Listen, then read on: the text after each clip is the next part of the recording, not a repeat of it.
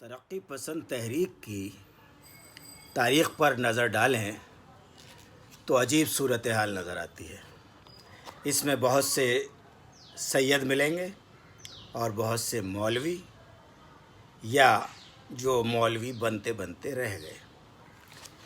سید سجاد ظہیر، سید احتشام حسین، سید محمد عقیل رضوی سادات گھرانے سے، علی سردار جعفری اور کیفی اعظمی سے ان کے گھر والوں کو بہت امید تھی کہ ہماری اولاد دین کی کچھ خدمت کرے گی۔ دونوں کو سلطان المدارس لکھنؤ بھیجا گیا، لیکن وہ مدرسہ ان دونوں کا کچھ نہ بگاڑ سکا۔ خواجہ احمد عباس کا تعلق مولانا حالی کے خاندان سے، اور اختر الایمان مسجد کے امام کی اولاد اور 18 پاروں کے حافظ، اور بھی بہت ہیں۔ لوگ ترقی پسند تحریک میں شاید اس لیے شامل ہوئے کہ 5 وقت کی نماز نہ پڑھنی پڑے اور 30 دن کے روزے مئے 20 تراویح کے گلے نہ پڑ جائیں۔ بس ترقی پسندوں کی انجمن میں شامل ہو جاؤ، سب سے نجات مل جائے گی۔ گھر والے کچھ دن تھوڑا بہت کہیں گے کہ لڑکا بگڑ گیا، پھر اپنے آپ خاموش ہو جائیں گے، اور پھر اللہ انہیں خاموش کر دے گا۔ میری سمجھ میں یہ نہیں آتا کہ کیا عوام کی خدمت اور مزدور سے محبت بے دین ہو کر ہی کی جا سکتی ہے؟ خیر، یہ ان کا مسئلہ ہے، خواہ مخواہ مجھے مولوی کہنا شروع کر دیں گے۔ ترقی پسندوں میں ہمارے ایک نوجوان ساتھی ہیں، پروفیسر علی احمد فاطمی۔ اب تو خیر سے نوجوان نہیں رہے، صرف نوجوان دکھائی دیتے ہیں لباس کی شوخی اور کاٹھی سے، ورنہ ملازمت سے سبکدوش ہو چکے ہیں اور اہل خانہ کے مجبور کرنے پر بچے کچے بال بھی رنگنا چھوڑ دیے۔ گھر والوں اور خصوصاً گھر والی کو کیوں ہر وقت یہ دھڑکا لگا رہتا ہے کہ کہیں گھر والا غلط راستے پر نہ۔ آنکھوں کے دم کا تو اسے علم ہوتا ہے، اس لیے حفظ ما تقدم کے طور پر بالوں کو رنگنے سے منع کر دیتی ہے اور کہتی ہے کہ مجھے تمہارے سفید بال ہی پسند ہیں، اور اب تو ناتی پوتے والے ہو گئے ہو، رنگنا چھوڑ دو۔ ان باتوں کا اطلاق فاطمی صاحب پر نہیں ہے، یہ تو عام باتیں ہیں۔ فاطمی تو سادات گھرانے سے تعلق رکھتے ہیں، وہ بھلا غیر شرعی فعلوں میں کہاں ہیں؟ اور پھر ان کی اہلیہ بہت نیک خاتون ہے۔ فاطمی کے بارے میں سب کچھ جانتی ہیں، لیکن کچھ کہتی نہیں ہیں۔ سوچتی ہیں ہاتھی پھرے گاؤں گاؤں، جس کا ہاتھی اس کا ناؤ۔ دراصل فاطمی کے مزاج کی رنگینی میں لال گنج کا ہاتھ ہے۔ فاطمی کی ولادت 1954 میں لال گنج یعنی سرخ خزانے میں ہوئی، اس لیے ان کی طبیعت ہی سرخی مائل ہو گئی۔ ہر سرخ چیز کو دیکھ کر ان کی طبیعت انقلابی ہو جاتی ہے۔ کالج میں آئے تو ایسے اساتذہ سے واسطہ پڑا کہ جن کے ہاتھوں میں سرخ رنگ کا جھنڈا تھا۔ بس طبیعت اس رنگ پر ایسی مائل ہوئی کہ پہلے سرخ جھنڈی پکڑی اور پھر جھنڈا ہی اٹھا لیا، اور شامل ہو گئے ان لوگوں میں جو سرخ جھنڈا ہاتھ میں لے کر ہمہ وقت انقلاب کے نعرے لگاتے رہتے ہیں۔ 8ویں دہائی کی ابتدا کی بات ہے، جب ہم علی گڑھ میں تھے، تازہ تازہ افسانہ نگار بنے تھے۔ تازہ ادیب یا تازہ شاعر بھی عجیب ہوتا ہے، خود کو عالم نوجوانی ہی میں جب کھیلنے کھانے کی عمر ہوتی ہے، ایسا ظاہر کرتا ہے کہ سارے جہاں کا درد اس کے جگر میں ہے۔ بات کرنے میں لہجہ اس کا فلسفیانہ ہو جائے گا کہ افلاطون اور ارسطو بھی کہیں کہ اتنی عمر میں تو ہم بھی ایسے نہ تھے۔ بال بڑھائے گا اور کئی کئی دن داڑھی نہیں بنائے گا تاکہ اندر سے کچھ ہو نہ ہو، بظاہر شاعر یا افسانہ نگار لگنے لگے۔ نئے شاعر اور ادیب کے لیے کھادی کا کرتا بھی لازمی ہے، سادگی دکھانے کے لیے، اور بہت سی علامتیں ہیں جس سے معلوم ہو جاتا ہے کہ اسے قلم کی بیماری لگ گئی ہے۔ گھر والے پریشان رہتے ہیں کہ اب اس کے مستقبل کا اللہ ہی مالک ہے۔ اگر کسی تعلیمی ادارے سے وابستگی ہو گئی اور ہاسٹل مل گیا، تب نوجوان ادیب یا شاعر کی شخصیت کے ابھرنے میں کوئی رکاوٹ نہیں ہوتی۔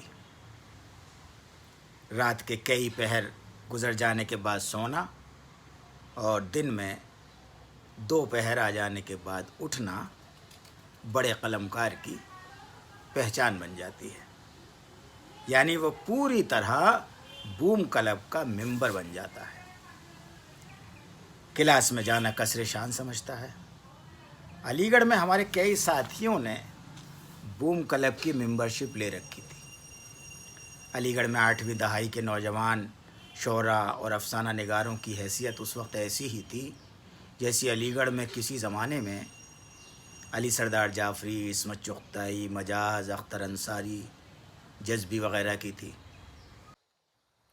علی احمد فاطمی اس وقت الہ آباد یونیورسٹی میں زیر تعلیم تھے، لیکن الہ آباد میں انہیں ان کے مزاج کے مطابق ماحول نہیں مل پا رہا تھا۔ ساری فضا غیر ترقی پسند تھی۔ احتشام حسین اور اعجاز حسین گزر چکے تھے، بس سید محمد عقیل رضوی کا سہارا تھا۔ فضل امام رضوی بھی تھے، لیکن ان کی ترقی پسندانہ فکر کے لیے ثبوت تلاش کرنے پڑتے تھے۔ علی گڑھ کی ادبی سرگرمیوں کی خبریں الہ آباد پہنچتی رہتی تھیں۔ فاطمی علی گڑھ کی طرف نظریں اٹھائے بیٹھے رہتے تھے۔ یہ تکلیف اور درد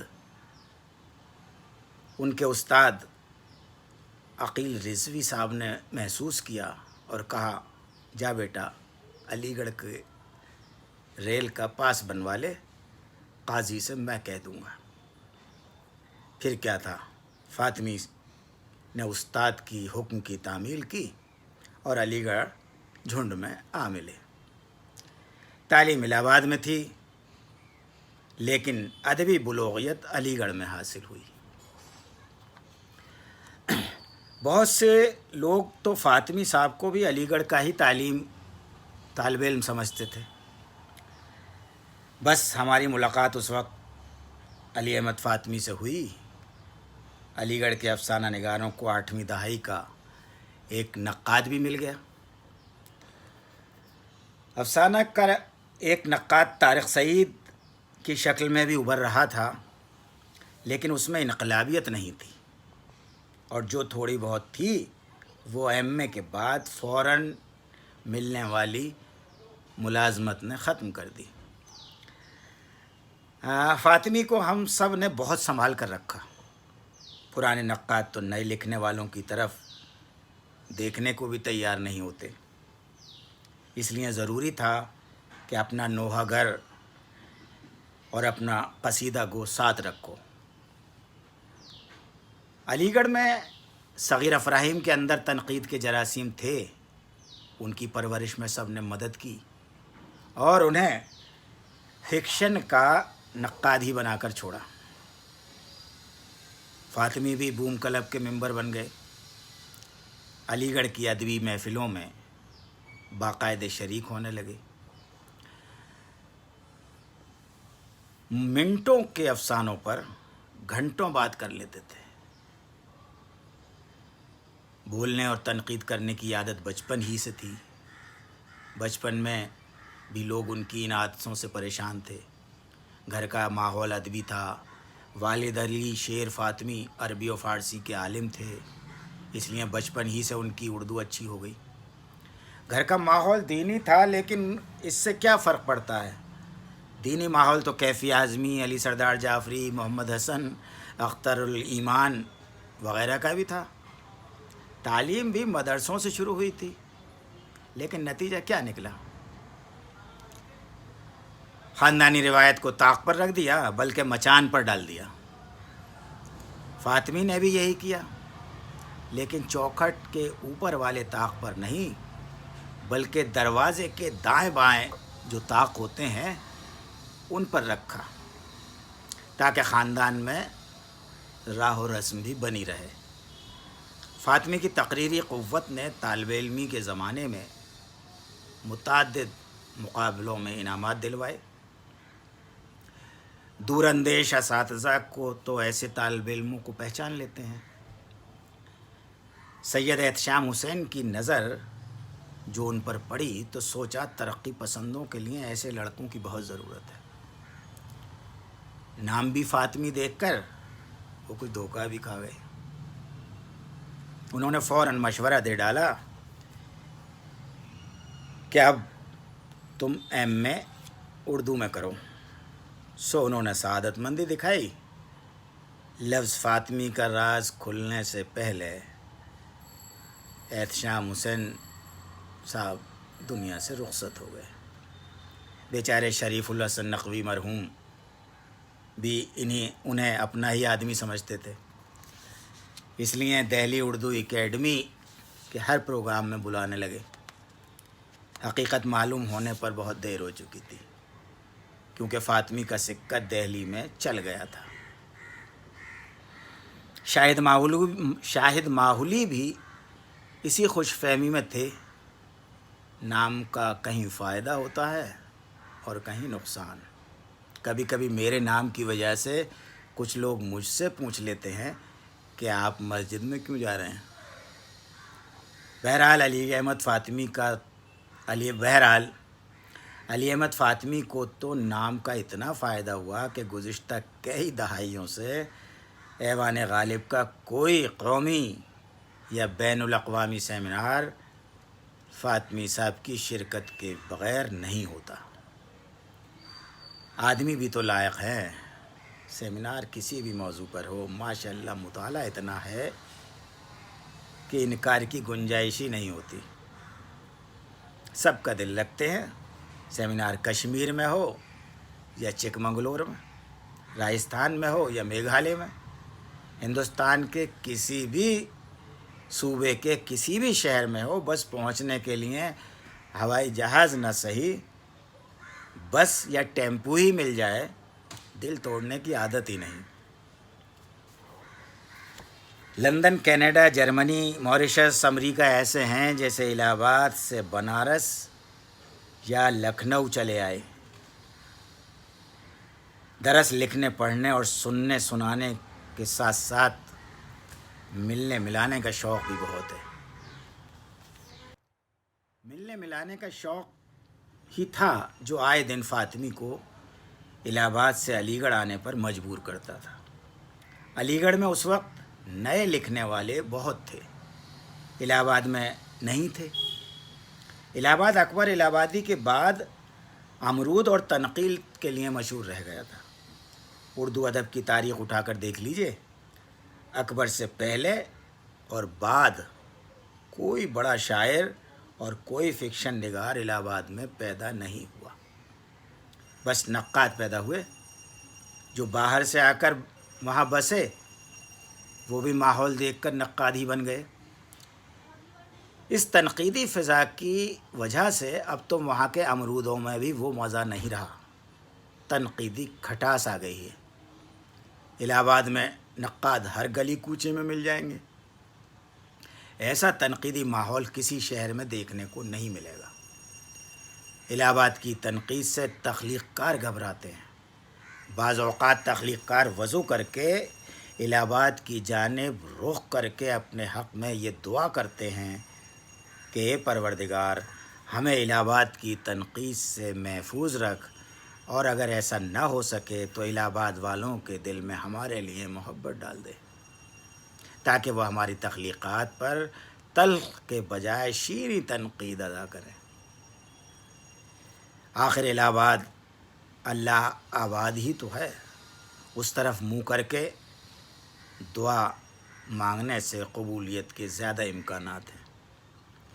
वैसे तो मक्के का नाम अल्लाहाबाद ہونا چاہیے تھا، لخیر اب تو الہ آباد کا نام بھی بدل گیا۔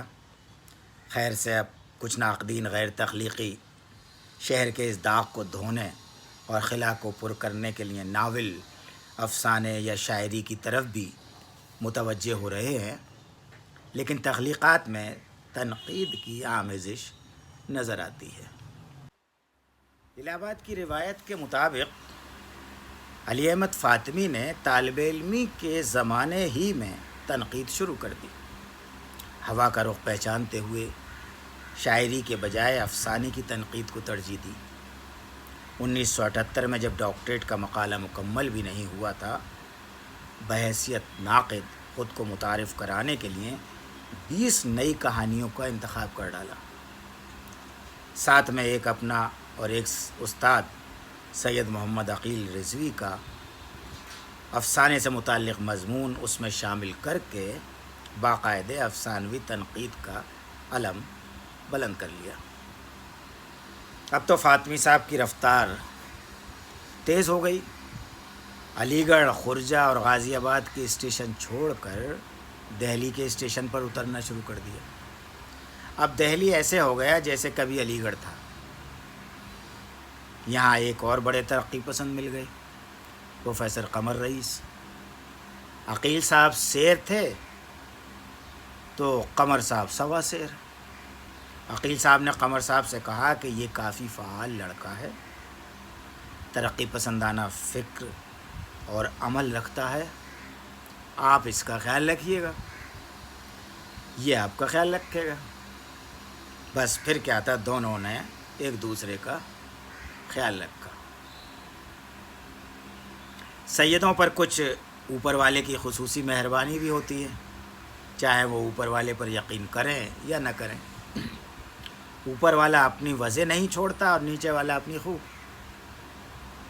ہوا یوں کہ 1979 میں فاطمی کی ڈاکٹریٹ مکمل ہوئی اور 1980 میں محبت کے شہر آگرہ میں سینٹ جانس کالج میں مستقل نوکری مل گئی۔ یہ بڑا تاریخی کالج ہے۔ یہاں اردو کے نامور ادیب اور شاعر تعلیم بھی حاصل کر چکے ہیں اور تعلیم دے بھی چکے ہیں۔ ان میں حامد حسن قادری، اسرار الحق مجاز، معین حسن جذبی، علی احمد سرور، غلام ربانی طابہ بھی شامل ہیں۔ اس شہر میں میر اور غالب بھی پیدا ہوئے اور نذیر اکبر آبادی دفن ہوئے۔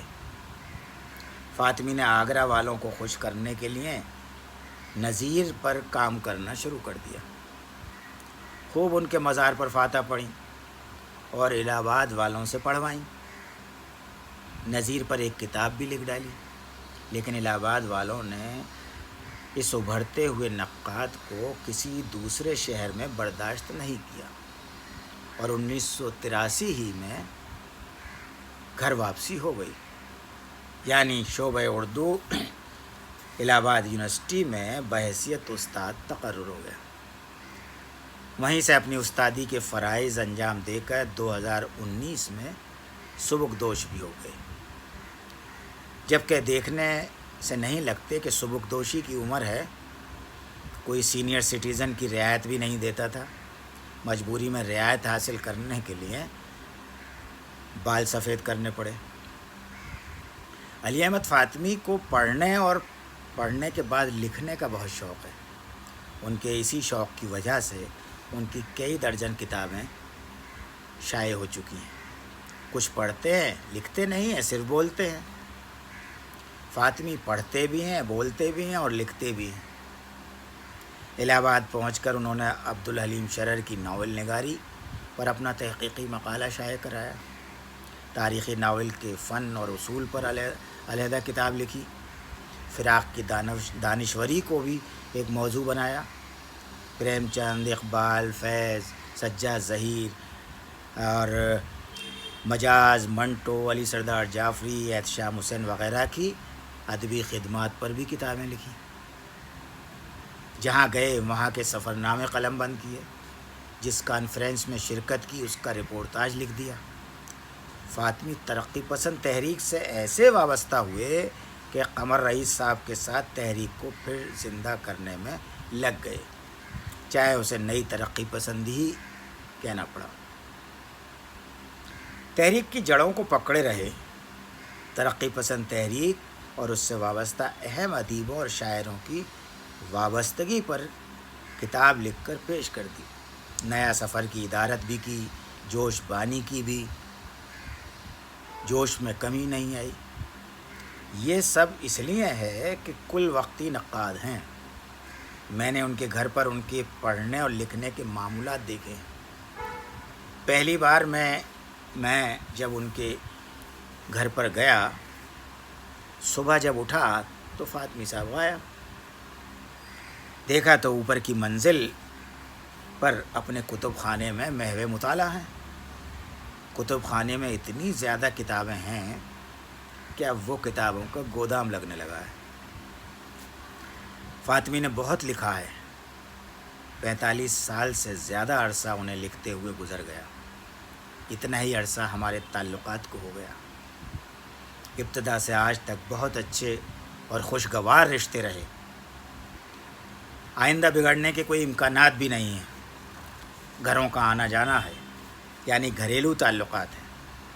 کچھ کم 50 برس ہمیں افسانے بھی لکھتے ہوئے ہو گئے، 3 مجموعے چھپوا دیے، دوسری زبانوں میں ترجمے بھی ہو گئے، لیکن ہمارے اس قدیم دوست نے دوستی کو ملحوظ رکھتے ہوئے اس بات کا خیال رکھا کہ نہ کبھی ہمارا نام اپنی کسی کتاب یا مضمون میں آنے دیا اور نہ ایک صفحہ ہمارے افسانوں کے اچھے یا برے ہونے کے بارے میں تحریر کیا۔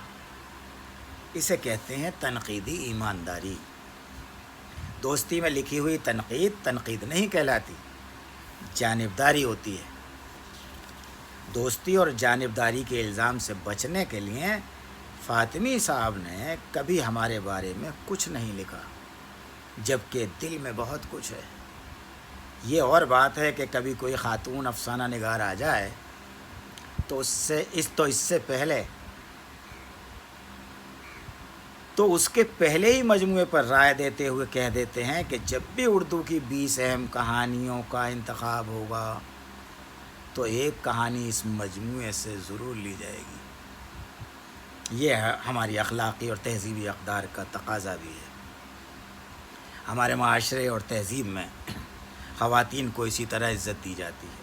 خواتین کو عزت دینے اور محبت دینے میں فاطمی نے قمر رئیس صاحب سے کافی کچھ سیکھا ہے۔ انہیں معلوم ہے کہ وجود زن سے ہی تصویر کائنات میں رنگ ہے۔ فاطمی خواتین کے ادبی فروغ میں ان کی کافی معاونت کرتے ہیں، اس لیے خواتین بھی ان سے بہت خوش رہتی ہیں۔ عصر حاضر میں علی احمد فاطمی نے اپنی محنت اور لگن سے ادب میں ایسا مقام بنا لیا ہے جسے بنانے میں برسوں لگتے ہیں۔ اتنی طویل مدت کے ساتھ میں ہمارے رشتوں میں کبھی ذرا سی بھی تلخی نہیں آئی۔ وہ جب بھی دہلی آتے ہیں مجھے فون پر اطلاع دیتے ہیں، فرصت ہوتی ہے تو گھر بھی آ جاتے ہیں، بیوی بچوں سے مل کر خوش ہوتے ہیں۔ ہمارے رشتے صرف ادبی نہیں، دلوں کے ہیں۔ دلوں کے رشتوں میں شکایتیں ہوتی ہیں، کڑواہٹ نہیں۔ میرے لیے الہ آباد کا نام علی احمد فاطمی ہے۔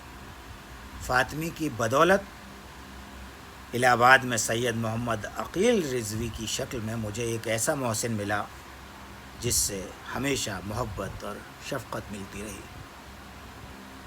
فاطمی خوش شکل اور خوش لباس ہونے کے ساتھ ساتھ بہت اچھے انسان اور استاد بھی ہیں۔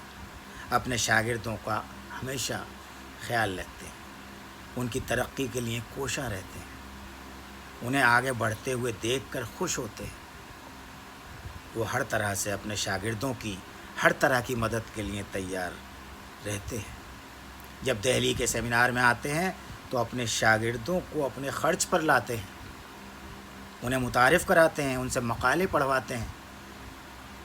فاطمی صرف استاد نہیں، ایک مکمل ادارہ ہے۔ وہ استاد وہ نہیں ہوتا جو صرف کلاس میں پڑھا کر چلا جائے۔ اصل استاد وہ ہوتا ہے جو اپنے شاگردوں کی تربیت بھی کرے۔ جو لوگ یہ کہتے ہیں کہ فاطمی سیمینار باز ہیں، ہاں میں بھی کہتا ہوں کہ وہ سیمینار باز ہیں، کسی سیمینار میں انکار نہیں کرتے، لیکن یہ بھی سچ ہے کہ سیمینار میں وہی جاتا ہے جس کے پاس علمیت ہوتی ہے، مطالعہ ہوتا ہے اور لکھنے کی صلاحیت ہوتی ہے۔ وہ سفر کی صعوبتیں برداشت کرتے ہیں، گھر کا آرام چھوڑتے ہیں اور اپنا وقت اور پیسہ بھی خرچ کرتے ہیں۔ مجھے یہ کہنے میں اچھا لگتا ہے کہ علی احمد فاطمی میرے دوست ہیں۔